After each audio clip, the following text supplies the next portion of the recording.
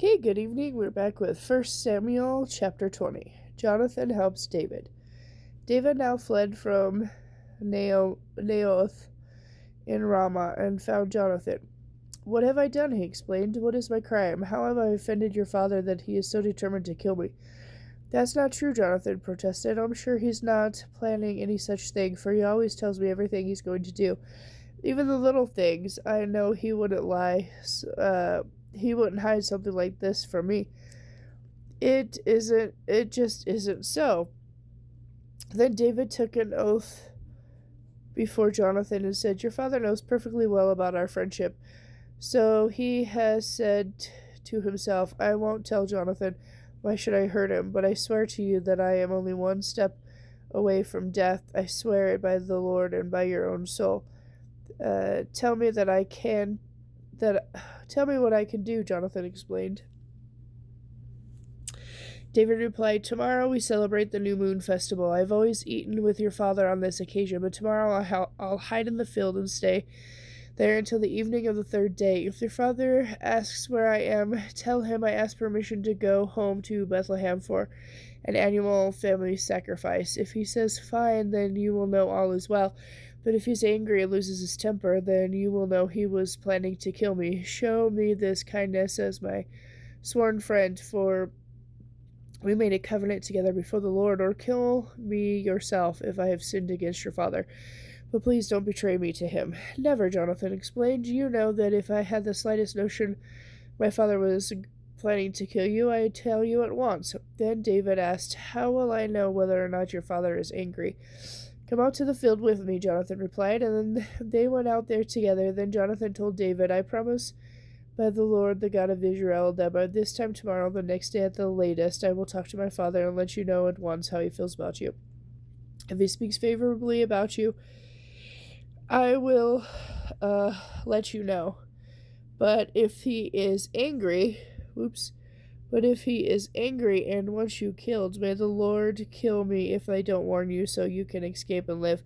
May the Lord be with you as he used to be with my father, and may you treat me with the faithful love of the Lord as long as I live. But if I die, treat my family with this faithful love, even when the Lord destroys all your enemies." So Jonathan made a covenant with David, saying, "May the Lord destroy all your enemies." And Jonathan made David reaffirm his vow of friendship again, for Jonathan loved David as much as he loved himself. Then Jonathan said, "Tomorrow we celebrate the new moon festival. You will be missed when your place at the table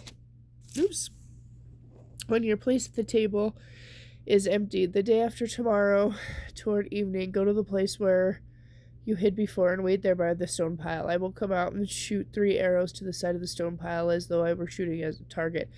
Then I will send a boy to bring the arrows back. If you hear me tell him they're on this side, then you will know, as surely as the Lord lives, that all is well and there is no trouble. But if I tell him, go further, the arrows are still ahead of you, then it will mean that you must leave immediately, for the Lord is sending you away.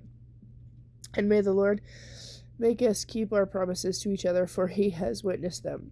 So David hid himself in the field, and when the new moon festival began, the king sat down to eat. He sat at his usual place against the wall, with Jonathan sitting opposite him and Abner beside him. But David's place was empty. Saul didn't say anything about it that day, but he said to himself, "Something must have made David ceremonially unclean. Yes, that must be why he's not here." But when David's place was empty again the next day, Saul asked Jonathan, "Why hasn't the son of Jesse been here for dinner either yesterday or today?" Jonathan replied, "David earnestly asked me if he could go to Bethlehem. He wanted to take part in a family sacrifice. His brother demanded that he be there, so I told him he could go. That's why he isn't here." Saul boiled with rage at Jonathan. "You stupid son of a whore." "Oh," he swore at him. Do you think I don't know that you want David to be king in your place, shaming yourself and your mother? As long as that son of Jesse is alive, you'll never be king. Now go and get him so I can kill him." "But what has he done?" Jonathan demanded. "Why should he be put to death?" Then Saul hurled his spear at Jonathan, intending to kill him. So at last Jonathan realized that his father was really determined to kill David. Jonathan left the table in fierce anger and refused to eat all day. So he was crushed by his father's shameful behavior toward David. The next morning, as agreed, Jonathan went out to the field and took a young boy with him to gather his arrows. Start running, he told the boy, so you can find the arrows as I shoot them. So the boy ran, and Jonathan shot an arrow behind him. When the boy had almost reached the arrow, Jonathan shouted, "The arrow is still ahead of you. Hurry, hurry, don't wait." So the boy quickly gathered up the arrows and ran back to his master. He, of course, didn't understand what Jonathan meant. Only Jonathan and David knew. Then Jonathan gave his bow and arrows to the boy and told him to take them back to the city. As soon as the boy had gone, David came out of where he had been hiding near the stone pile. Then David bowed to Jonathan with his face to the ground. Both of them were in tears as they embraced each other and said goodbye, especially David. At last, Jonathan said to David, "Go in peace, for we have made a pact in the Lord's name. We have entrusted each other and each other's children into the Lord's hands forever." Then David left, and Jonathan returned to the city. 1 Samuel chapter 21. David runs from Saul. David went to the city of Nob to see Ahimelech. Sorry, I'm so pronounced that wrong. The priest. Not Anna. Ahimelech trembled when he saw him. "Why are you alone?" he asked. "Why is no one with you?" "The king has sent me on a private matter," David said. "He told me not to tell anyone why I'm here. I've told my men where to meet me later. Now what is there to eat? Give me 5 loaves of bread or anything else you have." "We don't have any regular bread," the priest replied, "but there is the holy bread, which I guess you can have if your young men have not slept with any women recently." "Don't worry," David replied. "I never allow my men to be with women when they are on a campaign, and since they stay clean even on ordinary trips, how much more on this one?" So since there was no other food available, the priest gave him the holy bread, the bread of the presence that was placed before the Lord in the tabernacle, and had just been replaced that day with fresh bread. Now Doeg, the Edomite, Saul's chief herdsman, was there that day for ceremonial purification.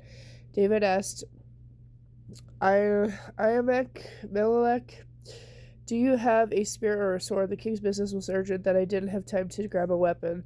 "I only have the sword of Goliath, the Philistine, whom you killed in the valley of Elah," the priest replied. "It is wrapped in the cloth behind the ephod.